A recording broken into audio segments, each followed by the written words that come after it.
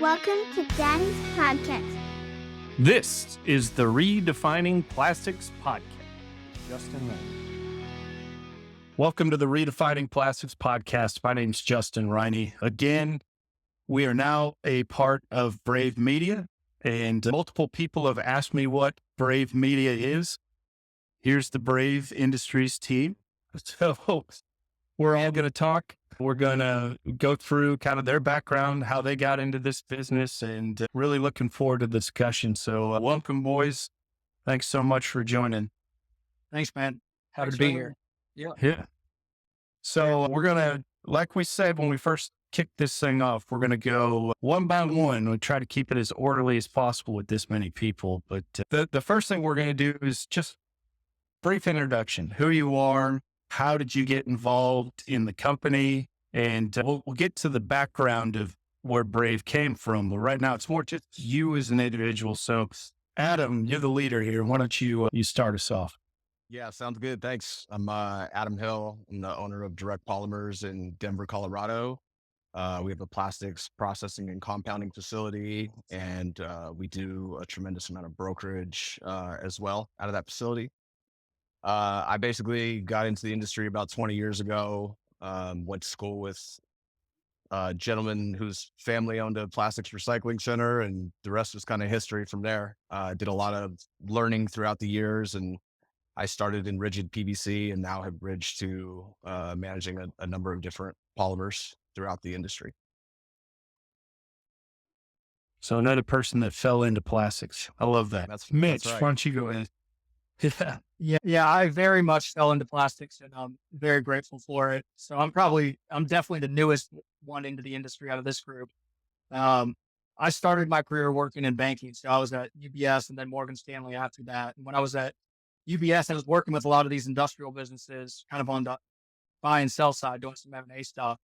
And I'm from this town called Annapolis, Maryland, which doesn't mean a lot to a lot of people unless they're in the Navy, but in the plastics world, it's interesting because we've got probably 3 of the larger plastic brokers in the country are in Annapolis. I became friends with a guy named Bailey Robin who was working at Bach Polymers, and he started in a tech company I helped him stand up called Madium, which is in this space. And it was great working in that, really enjoyed the plastic space and got to know some of the guys like these two and realized that kind of with my background and where I see the industry, that it was going to make more sense to do boots on the ground. So after I had my second kid, I decided I wanted to really try and drive some change in this world and got linked up with Adam. We've been talking about doing a lot of this stuff, great stuff for a while, and started the line. So I bought into Direct Polymers, worked with him there, and then also launching this Brave thing that we'll get into. So yeah, fell into it as well, but really happy about it.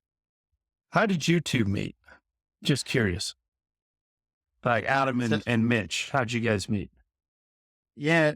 So We met via Yeah. Bailey when All Mitch right, was fair a enough. developer. I used to go hang out at the plastic conferences, even when I wasn't in the industry for like 3 or 4 years ago. So I probably met Adam like 3 or 4 last time that they had the recycling show in DC. So it's been a while. But yeah, I used to go hang out at this 2 years ago.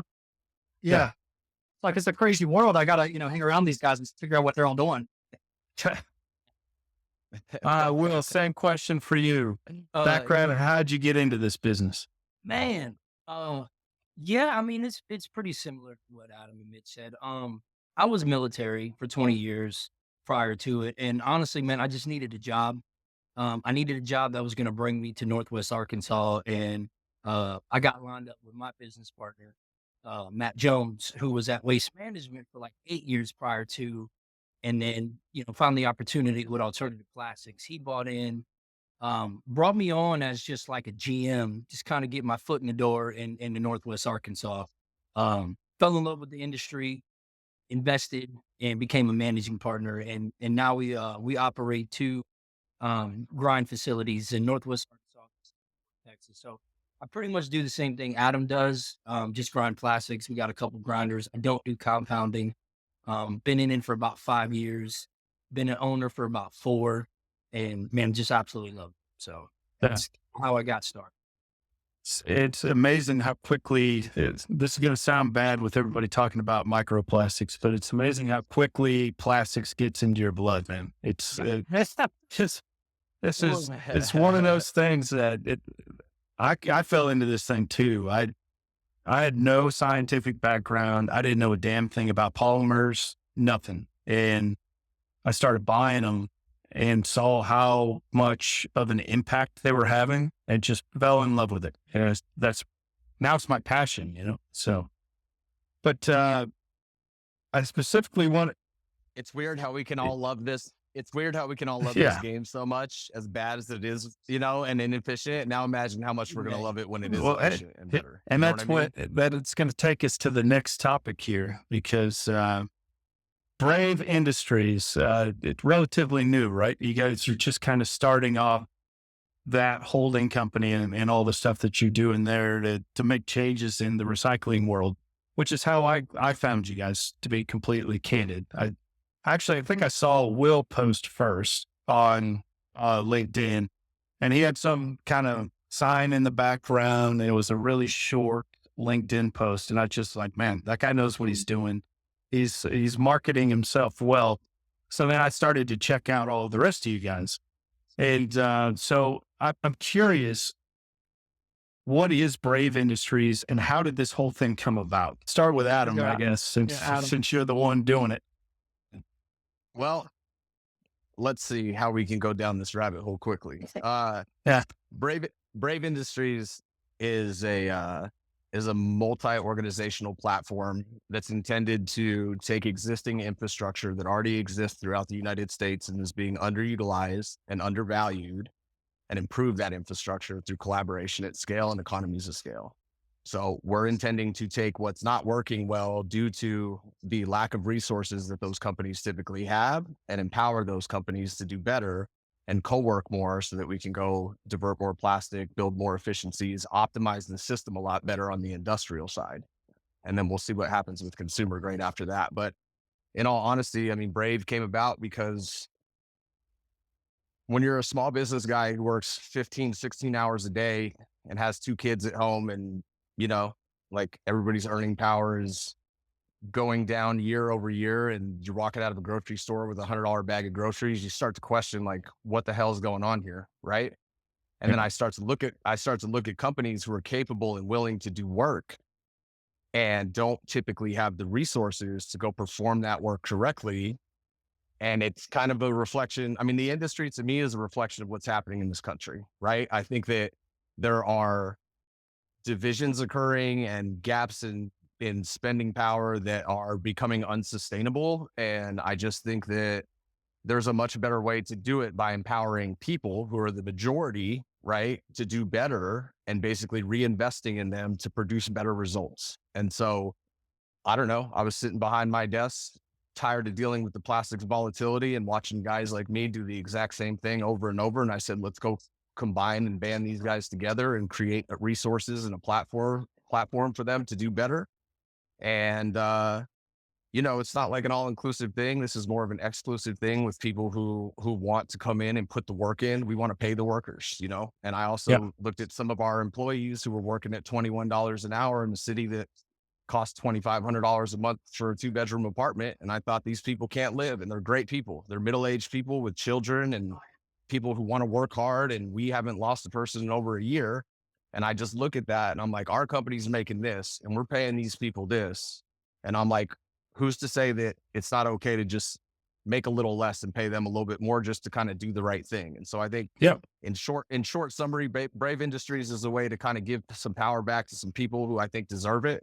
It's to, I say, redistribute wealth. I don't mean that in like a socialist way. I mean that in like hey, if these are your gaps, if you adjust a little bit, I think it makes a whole lot more sense for progression and for people's lives. And it's just a way to do it in an industry that I think needs a lot of improvement and a lot of help. And I can't think of a better group that I'd want to go do it with than these guys.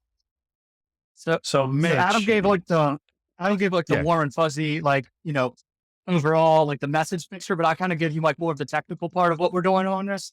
So it came from really being my background in like the banking side and scene. I was mostly working on ESOPs, which are employee stock ownership. It's a way for somebody to sell their business to their employees and get out, or take some chips off the table. And like what I was seeing over the last couple of years, especially, is that as interest rates were going up and really the markets on all angles were getting tougher, it's harder for these older entrepreneurs to sell their businesses. Private equity's coming in and buying them for pennies on the dollar. And it's harder for younger entrepreneurs to come in, especially in the industrial space, in this space, to be able to like come in and purchase these companies. So with the platform of Brave, we've really created a bunch of different silos to kind of help propel some of these businesses to be better and band together. So one of them was being Brave Media, which we're happy to be working with you on. Basically, that's not just to give these people voices to tell their stories, but it's also to let people know who their neighbors are and how they could be collaborating better. And then also back them up with things that some of these guys don't even have websites and they've been around forever, and empower them with SEO, things of that nature, and marketing, just to help kind of bring them up to this generation and allow them to do better. And then we also have the actual like Brave business side of this, where we're starting to aggregate and work with some of the companies to, whether it's bringing in capital just for CapEx to be able to say, hey, it makes sense for us to go drop a pelletizing line down with Will because we've got an end user here that we can connect and create this circular model and actually put in the investment.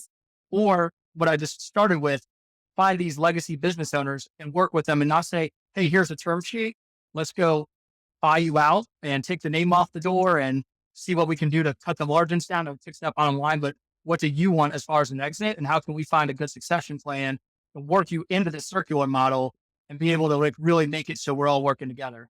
It really take a bunch of the little guys, because when we realize that we all are kind of being pit against each other and the margins are being squeezed because of all these middlemen and all these different things, we work together. There's a lot of power there. So we can operate almost like a private equity and have a little bit of skin in each other's game to be able to really take this to the next level.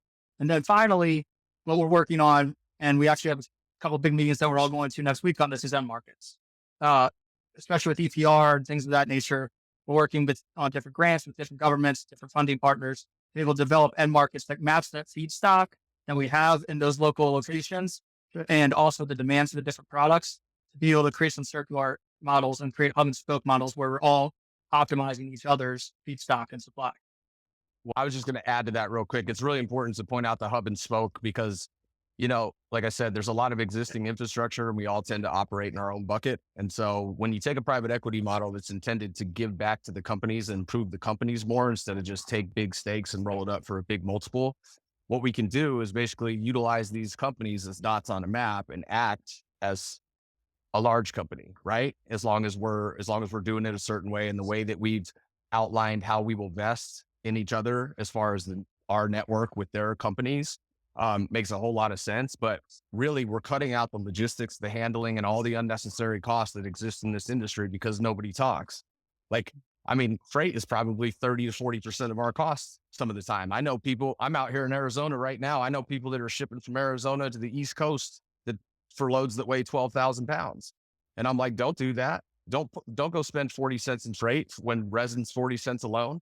You know, it's like, let's go get this consolidated process, pre-sorted, whatever it is. So we're basically taking those dots and we're becoming the facilitator of connectivity. And it's something that doesn't exist in this industry much. People are very close to the chest. And I think that if we're actually going to go try to divert more plastic and develop the proper end markets, we have to have those inefficiencies kind of kicked out the door, you know? And we're doing the same thing on brokerage. Our approach with brokerage is we're going to companies to help them provide a solution instead of offering to buy or sell something. It's like, how can we help improve this with you? How can we provide you a better solution for this material and advise you, in addition to selling and buying materials, on the best way that we can optimize this scenario and try to go do 10 times more of that? You know what I mean? Yeah. I think it was actually interesting because I had this conversation with Susan's staff in the UK on the most recent episode. And I think I made the comment on there that our recycling industry is really bad at collaboration. So you guys are actually doing the thing that I've been fighting with a lot for the last probably 5-6 years. Because there is a lot of that inefficiency, and people think, well, you know, if you remove some of the competition, that actually makes for a less efficient market if you think about it from like a capitalistic perspective. But I think with the margins being the way they are in recycling, you have to work together in order to make money, and you have to work together in order to scale. Otherwise, it's never going to work. So I love what you guys are doing too. I do want to let Will talk about how he got involved in this whole thing too. Because, go ahead. No, absolutely. And I mean, just like Adam and Mitch said, I'll even spin it. I'm going to spin it my way because I can't speak for Adam and I can't speak for Mitch. All I can do is speak on my experience. And with that, my experience was from the military. Being in the Mhm. military for 20 years and watching the military transition into this cutthroat corporate chop your head off type of environment and industry, because technically it is an industry. And as I transitioned from a general manager to an owner of the plastics recycling industry, you just learn. And as you learn the industry, you start to see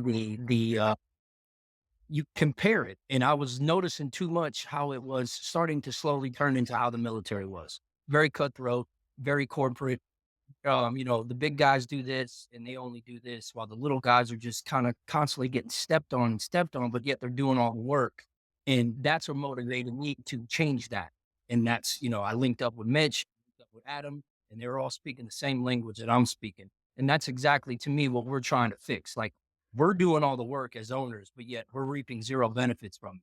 Yep. Our costs are steadily going up consistently, but yet we're not getting paid equal value for our costs consistently going up. And it's not right. It's not fair. The military was such a very good old boy club. And that is kind of what I started noticing in the plastics industry. It's a good old boy club. And that needs to go away because collaboration is key. Just like you said, that's the only way this business is going to grow, with more and more collaboration. Because at the end of the day, dude, we're all doing the same thing. We're all eating off the same plate. And there's plenty on that plate. Yep. And there's going to be more of it. If you guys actually make this work, the plate's going to get bigger for everybody because you're going to be Way able bigger. to, you're going to be able to reinvest. And you guys are doing something completely different, which is really why I wanted to talk to you, because I think that right now people think recycling doesn't work, right? That's just kind of the message that's out there. But all three of you guys are making it happen. Not only are you making it happen, you're making it more efficient and you're trying to scale it, which is exactly what we need to do and how we need to talk to consumers, which is why I wanted to give you the platform today. But I want to go on to the one question that I ask everybody when I do this. So I'm going to start with Adam. What do you think of when you hear the word plastic? When I hear the word plastic, I think of opportunity. I like it. I think there's a tremendous amount of opportunity in plastic right now. All right. Mitch, Misunderstood. I like that one too. I get that one quite a bit, actually. I Yeah. like that. Will, what do you think? Growth, All right. economical growth. You think that more from like an individual, like for your business, or you're talking just in general? Like there's growth opportunities. Just All in right. general, man, all over the world. Yeah, it's All right. just so much potential and growth in plastics. However you want to do it, whether you're a manufacturer, a recycler, or whatever. There's so many variables to plastics. So you guys are disruptors, right? That's the way I look at you. And not only are you disruptors, you're a disruptor in an industry that has needed that for a long time. But why recycling? Adam, go ahead.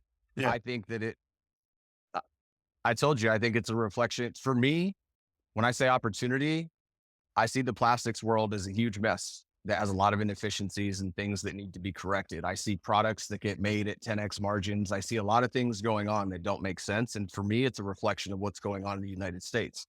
So I think that if we can build brave industries and kind of show the power of collaboration and working together to improve not only the small businesses, but our ability to assist the big businesses and do better for them, I think that it's going to be a really good example of what happens when you actually reinvest in the people instead of trying to run everything yourself inefficiently and do things a certain way that's essentially meant to get over on people. I mean, in reality, the waste industry lacks transparency and doesn't do things a certain way because they want to go take advantage of it. But I think that we can optimize the scenario, build transparency into it, do really good co-working relationships, and everybody's going to get better. We're going to divert more plastic. We're going to cheapen up feedstocks. I even think we could go compete with resin. And if a guy wants to make a product at a 10x margin and thinks that's okay, like a Chick-fil-A sandwich doesn't cost $35, man. We can go make Chick-fil-A sandwiches for $20. You know what I mean? So that's what I see it as. So why recycling though? Like there's so many different things you guys could have done. Like your backgrounds, your educational backgrounds. Mitch just said you came out of the baking industry. You could have disrupted any industry. Why recycling? So for me, I see it this way, and I say it a lot. It might be controversial, but I don't really care. I think that in this country, there's been a wave of synthetic socialism created, where essentially we're creating a country full of employees and renters. People can't get mortgages anymore. People are just showing up to their jobs. There's not like a lot of creativity that's allowed to be unlocked anymore. And what I think that I've seen, especially like from the economic trends of onshoring and some of the stuff that happened with COVID, is that we're pretty primed for the next great industrial revolution in this country with onshoring and things like that. But if we do it incorrectly, it's going to be super inflationary. But we have the feedstock. Like everybody, ESG gave this whole thing a bad name, and everybody knows now that the ESG first was BS. Like circularity is a real thing. It's actually a profitable thing. So if we want to be able to unlock more potential out of our country for people to be entrepreneurs, for people to create things, for people to manufacture things, and for us to do it right here in America and depend on ourselves, then we need to be tapping into that lowest level of that. And that's the feedstock we have very good materials that could be being reused to go into products. Not necessarily saying bottle back to bottle, but high filled industrial products that are used every day. Walk through Target. I sent a picture to Adam the other day, and there's black bins everywhere. These are things that we can be making with recycled content. And that's actually we do it correctly, we can make higher margins for people too. So basically, not saying that we're starting at like the lowest common denominator, because I hate saying that about recycling, but if we start with the feedstock and work our way up, then that is really where the change is going to drop. So we got to take that bottom up approach. Yeah. Same for me. And that's why I chose plastics, because it's something that I saw that, like what Mitch and Adam are saying, is what we want to do. But at the end of the day, it's something that's going to ever or continuously be evolving and growing. So we can basically build legacies for our families to continue on that tradition, to grow plastics recycling, to grow manufacturing, bring more products to be manufactured in the United States that cost way less. Like what Adam just said about you making Chick-fil-A sandwiches for 35, or I can make it for 20. And then, my kids, my legacy, they're making them for 10, they're making them for 5. And we're just kind of rebuilding America or the United States, or however you want to spin it. But that's my goal, and that's my passion. And that's why I chose plastics when I got into it. I saw something that we can build on forever. And I'm like, I'm going to run with this because I think I can make a change. I know I can make a change. And that's exactly what Brave is doing. We're going to make a change. Big thinkers don't normally target recycling. It's just, it's like an old industry. There's not a lot of new investment. It's a tough industry, right? Like companies go out of business every year because of all the things that you guys are talking about. And I think for a long time, nobody's wanted to take the risk on that you guys are taking to make these changes, because they assumed that they were going to run into at least one or two businesses that are going to fail immediately just because of the volatility of plastic. So I love what you guys are doing. And I really want to support in any way that I possibly can, because this country needs more recycling, but we need people to actually believe in the system, and we need people to actually engage in the system. I know you guys are doing a lot of post-industrial, which to me, I've said this 100 times and I'll say it again. There should be no difference in how we look at post-industrial versus post-consumer. We're diverting plastics from a landfill. I don't care if it's skeleton scrap at a thermoformer, if it's film, whatever. And half the time, those materials couldn't even be recycled by a lot of people, but some ingenuity came along and somebody figured out how to do it. So people need to get credit for that. But we really do need people to believe in the system. And so I know this wasn't on the outline, but I'm curious what your thoughts are and just kind of what you hear when you tell people that you work in recycling, and that's kind of where your focus is. Adam, you have any thoughts on that? I think that there's a lot of profitability and circularity that's not realized. And I'm with you on like the post-industrial, post-consumer side of things. And this is kind of my point. Like, you can go say and do whatever you want, but in the end, an HD bottle is an HD bottle. And if you want to classify something as PCR and tell me you're going to go sell it at 50% higher cost than resin, and then try to come to me and tell me that cost isn't going to get passed to the consumer, That's what's going on today. And I'm sitting there going, well, let's go get all the PIR. Let's go theoretically make some bottles that are black, and let's go cut the cost of this detergent. Because that's what should be happening, is we should be trying to attack deflationary models. And instead we just keep inflating everything to a point that I believe is becoming kind of unsustainable. And so, when you look at these things, it's like, no, like, let's go create deflationary models by doing it the way that it should be done. There's no difference between PIR and PCR. And not only that, like, a lot of the focus is going on to the cities to divert a lot more of their post-consumer plastics. And I'm sitting there working with the same people, the Pepsis and Coca-Colas and Amazons of the world at their plants, knowing that they need as much improvement there as the consumer does at the curb, and going, all of the processing equipment is the same. So to optimize the scenario and basically push materials in a way that maximizes their value, limits the carbon and logistics the most, like, those are the problems that we should be solving. It shouldn't be like, go create a bunch of PCR that's color sorted and ship it across 8 states for no reason and charge 50% more than resin. Because guess what? It's either getting passed on to us or it's not sustainable. Like, you can't go tell a company who's a publicly owned company, is accountable to shareholders, that, hey, by the way, we have to go pay 50% more for this. The goal should be to get the cost down, and the compounds should be competing against resin. Resin has this much market share. Recyclers have this much, and yet we're fighting each other all the time, over and over and over. Like you said, volatility, going in and out of business. And I'm going, why don't we go standardize this and make it a lot better and go compete with that? Right? Like, that's what we should be doing. And we should be diverting more plastics, and we should be working together with the big companies who are designing their packaging. Like, there needs to be these layers of communication that don't exist right now. So Brave is just a way to go bridge all that together and say, look, we can recycle. Like, we could have one meeting with these companies and say, we can recycle these 3 plants in these 3 states because it's in our network.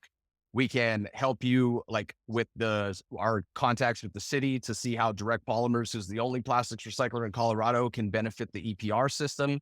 And we can basically create compounds that could go back into your bottle with our partners, all to solve problems. Because what we want to do is reduce, like, this sounds crazy, but we want to reduce the margin for more market share in order to do things correctly and just repeatedly win. So, like, that's our model, is to be like, could we go make, because I did it for a long time. I took advantage of the system just like everybody else does. And like I said, you sit there and you're like, I just made 4,000 while that person is doing all the work. And that's a reflection of me. That's me as a person who lives here. You know what I mean? And so, like, that's how I see it. I just think we can go build a much better connected web of Adam, communication. tell them what you're doing down in Arizona, because I think that's kind of important, because it kind of lays out exactly what we're doing right now. I'll give you a couple examples. So we were, like, I'm down here because we got a company who's shipping 12,000 pound truckloads of plastic from here to the East Coast, and it's costing them like 42 cents a pound in shipping. Where we have partners down here who are being extremely underutilized and willing to put in the work at a reasonable margin to improve their business, that we can outsource this work to, just like a subcontractor would for flooring on a house or something, to say, if you'll pre-sort and pre-process or bale and get these things consolidated, so we can now reduce that freight by 5x or 4x, right? From what it's been shipping at, then, like, I mean, we have that massive multi-thousand reduction per truckload, and we can set it up on a standardized system. And the way that I'm doing it down here is I'm not overcomplicating it to be like, now these people have to go figure out everything about plastic. It's like, simplify the process as much as possible, and we'll kick you additional revenue ongoing all the time to create a partnership where I can walk in your office, shake your hand, and say, let's do business together for a long time, because we're going to actually do what's right by you, and you're going to do what's right by us.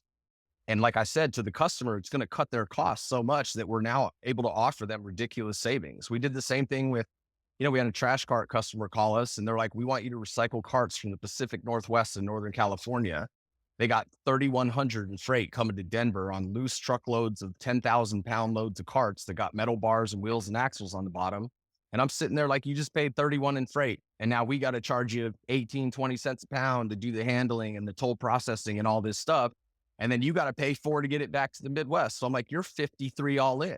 And I said, in an ideal world, you should just be the guy who's buying trash cart material, regrind in your region. That's it. You shouldn't even be trying to pull this thing across the country. It's not good for the environment. It's not good for your economics.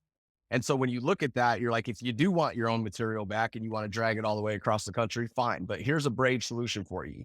We go network with our 3 guys up there in the Pacific Northwest and Northern California. We pay them 10 to 12 cents a pound to cut out the bars, remove the wheels and axles, and put it through a baler. So they have ongoing work for this trash cart person because they're doing 2.2 million pounds a year. That then gets sent as sorted, pre-sorted, baled material, which cuts the freight from 31 down to 7.5 or 8 cents to direct polymers, right? And now we're able to charge 2 cents less because we're receiving pre-sorted baled material that we can bust baling wire, put it straight through a line, and then send to their Michigan facility. And so you look at that model and you're like, you're 53, 54 all in going to Michigan, and we just got you down to 42 on 2.2 million pounds. So we just saved you $300,000 a year with you doing nothing and us voluntarily trying to help you. Yeah. You know what I mean? And the same thing has been occurring over and over and over. And I start to look at that and I'm like, if you become the person who can be a facilitator by being, because like I said, we do brokerage, we do consulting, we do processing. So we understand it, and we understand the compounding side, and we have very good partners there.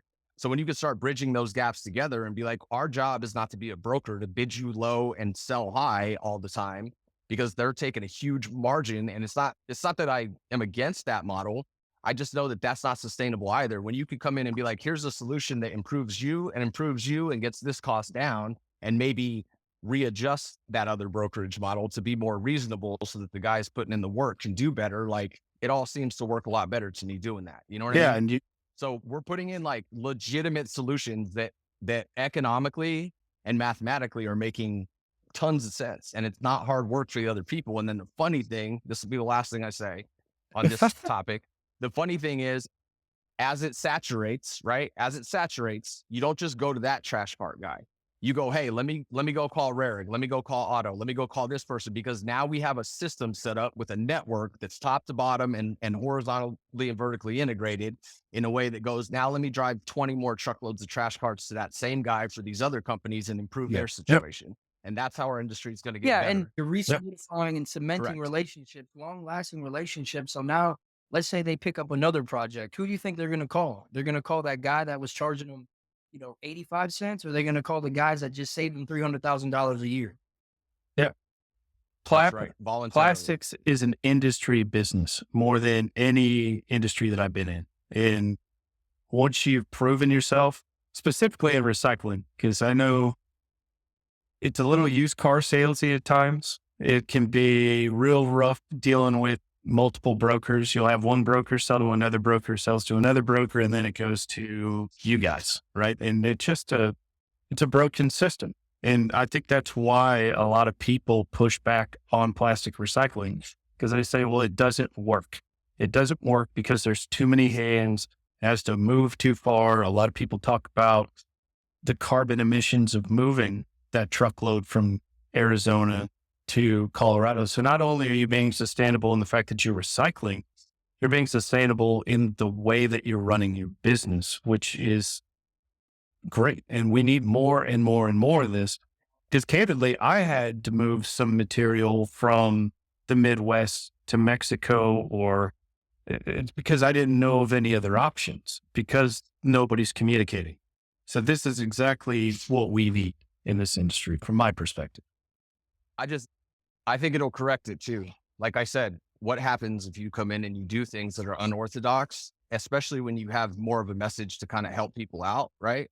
If you come in and you're like, I'm the guy who will take this and I'll do it to you all the time, because that's our model, is to go improve these companies, then what has to happen with competition? Like Will mentioned market share. It's like, we'll go take market share all day unless you have to adjust your model. And like I said, to do deflationary models, the crazy thing is I believe that people have to voluntarily step up right now in order to give back to people in ways that wouldn't typically make sense on just an economic level. Like, there needs to be this, we're trying to do a blend that's almost philanthropy with business, right?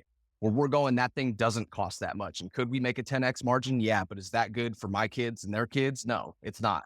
At some point, somebody needs to start driving these costs down. And so what you do when you can do things in a way that may not be, it's a little bit unorthodox business wise, you always want to try to maximize margins. But when you do things in a way that's also social and cultural, like what we did, just shelling out 10% of our net to our warehouse staff, because I think they deserve it. And there was no reasoning behind it other than like, these people deserve more than this, right? When you go to the industry to make improvements and your thought process is, we're going to improve it, we're not going to go out to maximize our margins, it's going to force corrective behavior with everybody else, or we're just going to keep adding to our team and doing the same thing over and over. And keep over. When winning, Adam right? said, Adam says that he just shelled it out to the guys for no reason. I mean, he didn't have the kindness of his heart. There's actually tons of studies on it too, where it shows that when you have employee ownership, that it's gonna pay for itself because you have more productivity. There's more cohesiveness inside the warehouse. You're not having turnover when it comes to hiring new employees. And they're bought in because they know at the end of the month that their production is a direct result in their paycheck. So we see that on a broader scale. We think that when you have the employees bought in, but then when you also have the industry bought into each other, that things are going to start to happen a lot more efficiently. We talked to a lot of guys who work in the fiber space, and something that's really common in fibers and with some of these MRFs is that they have things called captives, which basically instead of using trade credit insurance, they create a group together and they basically create their own insurance company and then insure each other. So if there's rejections and things of that nature, then it's coming out of that pot. If it stays in the pot, they can invest it and it grows to become a ton of money for them. But it creates that level of alignment. So when we're talking to MRFs, and when they have rejected loads and things of that nature, they send it right down to a guy down the street to rework because it helps the collective grip of them. Right now, when we talk about people, and this is another inefficiency, they have rejected loads because a big buyer has a problem with it, or maybe this contaminated or something like that. You're usually backhauling it to your own facility. So we're saying just little efficiencies like that. Whereas if there's something wrong with one of our loads, send it over to Will, he reworks it for us, and then we just saved a few thousand miles in freight. Like that's the stuff that we just need to continue to work on. So I know that started off talking about the employees being aligned, but I think it's just alignment as a whole.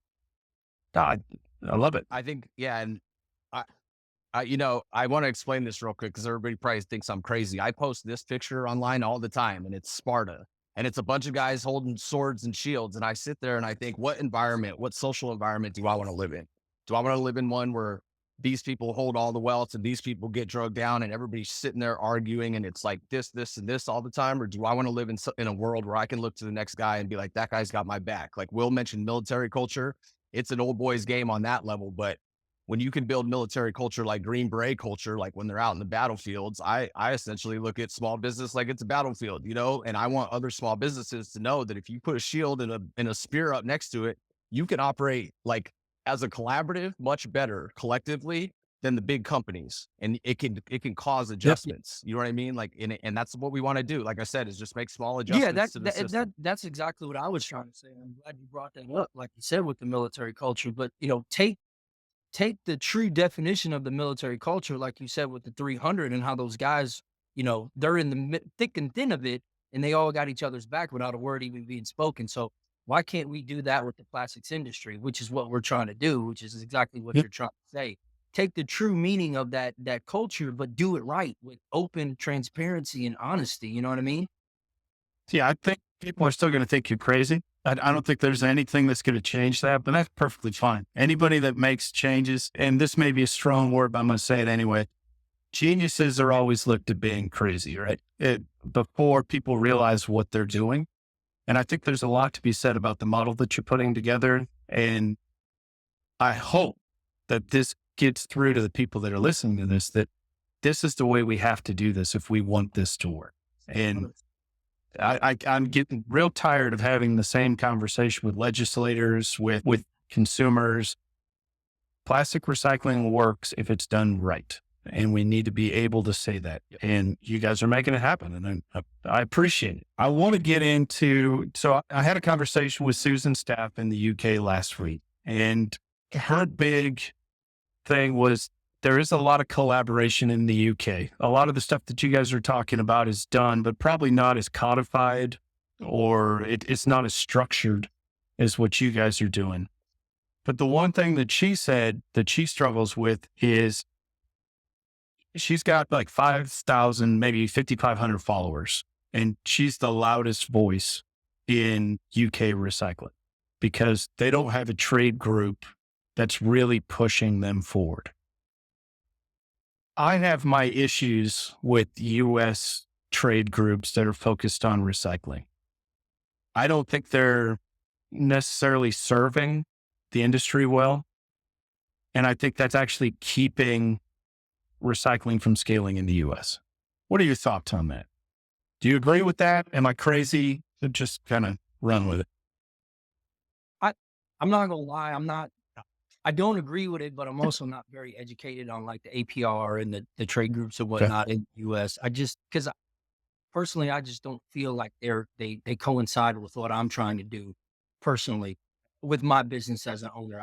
I saw something the other day, and this is just kind of like a general thing about like organizations in the US. So I have a CFP credential, and I saw somebody say like, congratulations to the CFP board for having their millionth like member. And I commented and I was like, congrats on 400 million in annual dues, because that's kind of how I see a lot of these things is like, Yeah. me and Adam kind of talked about it. And we're like, there's a lot of talk all over. And, some of it's good intention, some of it's for headlines. But like part of Brave is like, you just got to do it. If they want to come and support and help put money behind us and give us resources and work together, we're not going to turn anybody down. But I think that somebody's just got to step out and actually start doing it. And marketing it that way. That's why we have a media division. Like people ask what we're building, and again, it's like crazy shit where it's like, hey, we're building Sparta with some AC/DC music and a bunch of efficiencies into the industry. They're like, what the hell are you talking about? And I'm like, we're going to bring it in a way where we are actually going to be a voice. Like that's the problem, is that nobody actually has a voice. Susan is like, I have 5,500 followers. And I'm like, nah, let's go get on podcasts. Let's project it. Let's go do badass rock music marketing that shows you can make a bottle much cheaper than this. You can go drop a railroad tie from 40 feet in the air with a boom and smash a car just to show how powerful and durable they are. You know what I mean? Like you can do really cool stuff and bring it in a way that gets people's attention, because I would venture to say that 99% of people feel like they need better messaging, and it's 99-1 odds. I'll take that shit all day. They just need to get the message. You know what I mean? I've said it multiple times and I'll continue to say it. Our industry, recycling and plastics as a whole, we suck at communicating with consumers. The consumer doesn't understand what we're doing. They don't understand why we're valuable. So that's the whole purpose of what I'm doing, is to talk about like what you guys do and give you a platform to talk about how you're changing recycling. But I also want to talk about why plastics. Why do people even use plastics? It's because it's a great product and it's saving carbon emissions. It's reducing the weight of cars. It's insulating homes. There's so many different reasons why we use plastics, but we suck about talking about it. All we talk about is, we're trying to become circular. Like, okay, but why? Why does that matter? Like, why are we even talking about this? And I think that the media stuff that you're talking about is going to get through to Gen Z, and we have to do that. Like, I know they just shut down TikTok or whatever, but that's probably where we needed to be to get through to people. But anyway, we want them to realize that this industrial industry is one they should be looking at. I mean, we look like we're trying to be like 5 million employees short in the next 5 years in this whole industry. I take it outside of just plastics and recycling, but I mean, a lot of these guys, they say, oh, I want to go work in finance or I want to work in tech. And I think the pendulum's swinging back this way. And for them to see and hear the stories of these people, because they're pretty like bad people that have done pretty bad things, and to understand like how they can make a real difference and own something. Like when I walked into a warehouse and you see the physical goods and you see the machines and you see that stuff running, there's a different sense of pride when you own something like that than working in the service industry or something like that. And it's powerful, and we want them to kind of understand that. Well, and you mentioned TikTok. I mean, that's not our media, right? Like when you're scrolling the phone 5 million times a day for a 1 in a billion shot to get famous doing that. And then there's like, well, where's the electricians that I need to go run power? They don't exist, right? And everybody's talking about, oh, the US can't make anything anymore. And I'm like, oh, really? Because I'm pretty sure if the right people step up right now and drive some efficiency into this thing and tell people it's not okay to just increase my insurance by 40% this year, we're going to go create an insurance captive and offer group insurance to small businesses so they can compete.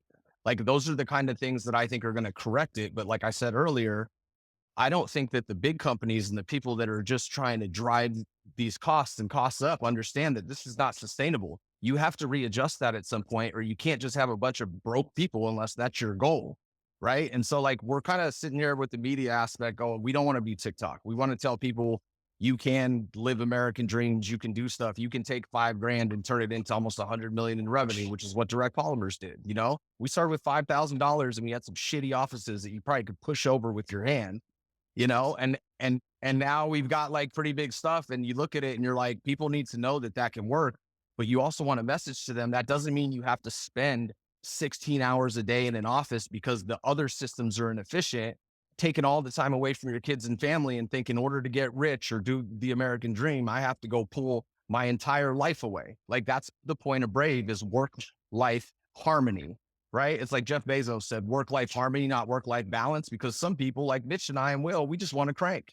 Mitch and I are going to go hit 500 flights this year. You know what I mean? And so when you do that kind of stuff, like it's a matter of knowing that you can still live a decent life and be a small business owner in this country and not just get drugged through the mud, and have some sort of balance with your family too. And that's what we're pitching to these companies, is like, how long do you want to go doing this stuff? I mean, I'm with someone in Arizona right this second in their conference room, you know, talking to them about this, because I'm like, how long do you want to do this? You can be a dot on this map with us, and we can create better, consistent avenues for everyone. Maybe you could do a little bit better independently yourself, but you're probably going to win 10, 20% of the time. Come with this group and we can build bigger solutions. And Mitch and I have been working with, like, we're dealing with resin distributors now who want to put recycling programs in for their customer base, who have 200 locations, and they don't have a way to do it. And I'm like, a network of companies who are willing to receive these and be educated on how to process them, that want the volume and the work, is sure sounds like a good way to do it. You know what I mean? So we've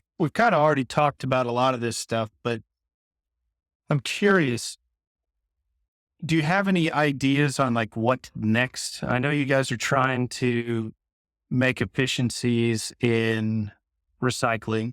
You got the media thing that you want to focus on. Do you have any other industries that are top of mind that that you think is ripe for this kind of stuff? Maybe you don't want to give that information away because then somebody else is going to try to do it. I mean, I think it's applicable to a lot of different No. areas. That's how I would leave it. Yeah, Yeah. 100%. Yeah. I mean, anybody can Right. take the model and run with it in their industry, but no, I'm not going to sit here and say that there's an industry that I'm focused on trying to build this model with. I'm more so just focused on my Yeah. and these Yeah. dots with Mitch and Adam and whoever else wants to join in our club. So I I mean, like I'll that. say end markets are the biggest thing. You know, end markets, you know, it's an extension of our industry, but it's going to be the most important thing probably at the end of all of this, because we have to be able to bring it all together. And when we have the products and we have the right end market, it makes all of it make sense. So, Yeah. whereas that's what we're kind of focused on. You know, it's, you don't want to put what's first, the chicken or the egg. Have a product, but then you have feedstock. You got to bring it together, kind of get it all right, and then we'll figure out exactly what's next. But we are working on a few things. So that's pretty exciting. Any other topics that we haven't discussed today that you guys wanted to cover? Anything that you're burning on that you think would be of interest to the people listening? I do. I have something I'd like to throw out real quick. I just want to ask the general question, because people don't think of this very often, but when you start focusing on, like I said, on like a work-life harmony and happiness in your life, which it seems like nobody wants to focus on anymore. Everybody's frustrated Yeah. and pissed off. But when the focus becomes that, my question is when you voluntarily decide to go do good from an economic perspective and not looking out just for the bottom line. So maybe a piece of pipe, we have a guy who makes pipe and he sells it at $3.25 a pound to a distributor who takes 40%. And then he's buying and grinding us down, the extruder, for 30 cents a pound because he has his pick and choose from anyone and he's thinking transactionally in the moment. So my question is, when a company comes in to solve problems that's not just solely focused on financial, but for better good, and you decide maybe it's not the best business move, but we could decrease the cost of this pipe to $2.50 because it would be the best thing for people. What does that look like economically? Because I'm telling you, nobody does that kind of stuff. And so I think when as we're developing this model, there's questions that arise like, well, why would you do that? Or how would you do that? And I'm like, yeah, but what happens? What happens if that guy never sells his business who's taken off as a small business and doesn't take the $200 million buyout? What happens if stockholders become the guys who are actually running the businesses and have control over those kind of things? Like, what happens when you start shelling back and giving a little bit more power to people who are the majority in a way to get them to reciprocate and produce more and do better things? And I don't know the answer to it, honestly. Like, do you just keep growing? Does everybody else have to adjust their behavior? Like, what has to happen? And it's a weird question to ask, but like, I think that that's one of the biggest points to this whole thing is when you voluntarily try to do that, like, what does it look like for other people who are making 10x margins, right? And how does that reflect on other areas where we could improve things with a lot of people who are being held down right now because it's like, you got to pay more for this, you got to do more for that. By the way, that artificially inflates this thing where we need to take more tax dollars and we need to do this. And I'm like, okay, well, let's cut around all that bullshit and let's go create a better path for it. Right. And so, like I said, I don't know the answer to that, but I think it's a cool question to ask, you know? Yeah. Yeah. I would say that anybody in sales, right? The thing that scares you the most is somebody undercutting your price by a significant amount. Because it makes you look like you're out of touch. Like you've been just screwing these people over for a long period of time. But if it's one of those pieces of business that you can't get rid of, and then you immediately come back and say, I can beat that price, that's the most embarrassing thing in the world. And that's literally what you guys are talking about doing, is changing the way things are done. So then maybe people will become a little more proactive in how they market these things to ultimately us, right? It's going to come all the way through to us, and it's going to save us all some money, and it's going to make things a little bit better. And I love what you guys are doing, and I support the hell out of it. I want to be as much of an advocate for what you're doing as I possibly can, which is why I'm happy to be a part of this thing right now. So, so any other comments on that? But anything at all? Any other thoughts that people are burning on? Just it's for me, man, it's all about the relationships. That is why I stayed in this business and why I grew into this business, because I didn't have that for 20 years. You're constantly watching your back, but here, I love being able to talk to Mitch on the phone about, oh, so and so's buying this, dude, he's paying this, and I'm not even having to remember what lie I told, or some of these guys try to remember what lie they told, or well, I told this guy this price and I tell this guy that price, and it shouldn't be that way. And that's what I love, and that's what I want to continue, and that's what I want to grow. I can tell so and so, take that crap over here, man. This dude's buying that for like 80 cents, whatever, and not worry. Like, you want a penny? I'm like, no, dude, go get yours, man. Because I know in the long run, it's all going to come back to me, man. I'm a firm believer in karma. So, well, and we're building a system around it. It's not like we don't have any thought process to our investment and how we're going to structure this thing. We're not like unintelligent people just saying we want to go do some stuff. Like we have a plan to compete really well. And it's not just to go up against those end users like you just mentioned. Like, I would use it as an example to say, if we send 2 truckloads to a company, this recently happened, who decide to put a claim in, dockside pass it, right? Hey, we check this off, we pass everything. Then we go put it in our silo, and our guys hit an unmelt, and the markets are so easy to buy materials in that they're going to just complain about any and everything, but yet take 78,000 out of 80,000 pounds of stuff, do whatever they want with it, contaminate, mix it together, and then say they're going to return it. And I have every single person in the industry complaining about the same things in the small business.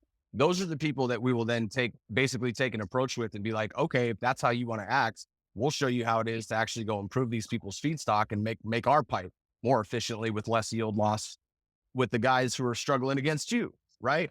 It's like, we want to go build a pipe company. You think we're going to go build 10 plants? No, I'm going to go grab the 5 small businesses that sit around the big businesses. And we're going to say, let's improve you as a whole, as a collective, to go compete with them who you're struggling against. You know what I'm saying? So it's, I said, it's just kind of balancing the scales on that level. And I think that the plastics industry needs a lot of that, like Will said. So it's developing better relationships for the purpose of competing with guys who are willing and wanting to do it, the workers and the doers. You know what I mean? Brought that up, Adam. Yeah, we're not just jumping in uneducated. So yeah, we do have a plan. Yeah. And I mean, Adam said, when we talk, we throw in the word small business around here a lot, but when we say small business, I mean, these are all companies that are doing dozens, if not hundreds of millions of dollars in revenue each year. So like, there's a big backbone here. And I know we have talked about how this is a space that people have invested in, but I guarantee you, I know we've gotten multiple calls. I'm sure Will has too. Private equity is licking their chops right now, trying to buy up everybody in the space. And we're seeing some of these bigger businesses throw stuff up. And problem with all of that is that when you're trying to navigate a warship, it's very hard to move it. But when you have a bunch of little small boats, they can be very nimble. So we say you don't need to go throw a multi-billion-dollar fund together to try and compete in the circularity space. The infrastructure is built. It's about circulating everything and connecting the dots. We can take $100 million and drop it into all of these small recyclers and strategically start putting the right infrastructure in space and doing it better. And because there's a great guy, I want him to actually come on this podcast sing with you. His name is Rick Demko. And he's like, knows everybody in the space. He understands circularity, I think, better than anybody. And he always talks about how there's this like ancient wisdom in this industry. So just because you bring in some MBAs and are able to do some financial modeling, guy who's the best compounder that I know did not go to school for chemistry. You know, it's like there's these ancient things in this space that are brought along and you need to keep that. So when you say water recycling, why all that, like the relationships, the ability to really work together and the cohesiveness and then make change as a collective unit instead of coming in and having a major corporation do it. I think that's something that's really special. And that's where we have this opportunity now in this space where a lot of other spaces is already too far gone. All right. So how do people that are listening right now get in touch with you guys? Like, how do they find you? What's the easiest way? I know you're all active on LinkedIn, but you want to give some highlights on some contact info and how people get in touch with you? Good. Yeah. So we have a website if you want to get some information, www.brvind.com. We've got our emails. We're working through the process of signing up like Will and a couple other companies right now. Mitch and I are developing the model a little bit better as far as how we're going to invest. But our emails would be ahill@directpolymers.com, Mitch@directpolymers.com. And then Will, you want to give your email in case anybody's down in the Texark area there, needs some help? Yes, sir. My email will just be Will or W Ross at apnwa.com for now. Yeah. So Northwest Arkansas. All Yes, right. sir. We also have a website. It's just www.apnwa.com. You can, peep out our website, see what we do, see where we're located. Both addresses for both businesses are on there. And then, my email is just first initial last name at apnwa.com. And I'll make sure we put all that stuff in the show description so people can get in touch with you if they're so inclined. But once again, I want to thank you guys for being on first and foremost. Second, for supporting my show and for what I'm trying to do. And Samantha's been great and very helpful, the team there at Braid Media. And I'm excited to see what you guys do next. I think there's a lot of opportunity for making recycling better. And I'm really intrigued to see how you do that, because I think you guys you're already on your way. You just need a little more support maybe for some other people in the industry to make this thing work. And I'm here to support you in any way that I can. So with all that said, this has been the Redefining Plastics podcast. This is the Brave Industries guys, as I'm calling you. And thanks so much and have a great night. Appreciate it, man.